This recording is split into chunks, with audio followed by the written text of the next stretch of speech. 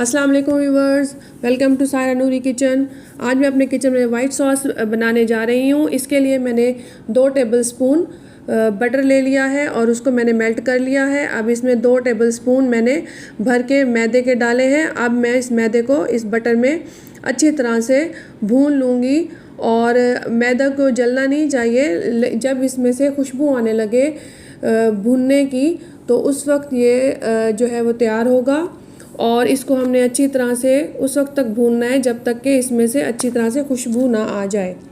और ये white sauce जो है वो पास्ता के लिए और लजानिया के लिए बहुत ज़्यादा ज़रूरी होती है। आप इसको बनाएंगे तो आप जब भी पास्ता बनाएंगे या लजानिया बनाएंगे तो ये रेसिपी जो है वो आपके बहुत ज़्यादा काम आएगी। तो यहाँ पे मैं मैदे को अच्छी तरह से भून रही हूँ।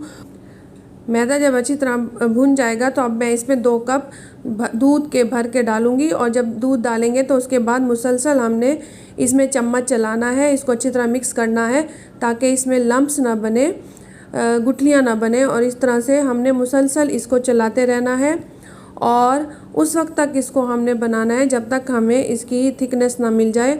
अब यहाँ मैं इसमें दूसरा कप दूध का शामिल कर रही हूँ और इसमें मुसलसल फिर से मैं चम्मच चलाऊंगी और मुसलसल चम्मच चलाऊंगी ताकि एक अच्छी और स्मूथ पेस्ट बने।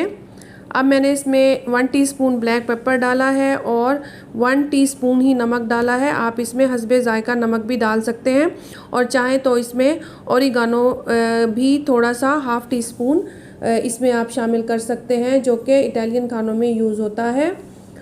और अब इसको मुसलसल चम्मच चलाएंगे जब तक ये पेस्ट ना बन जाए। यहाँ हमारी वाइट सॉस रेडी है।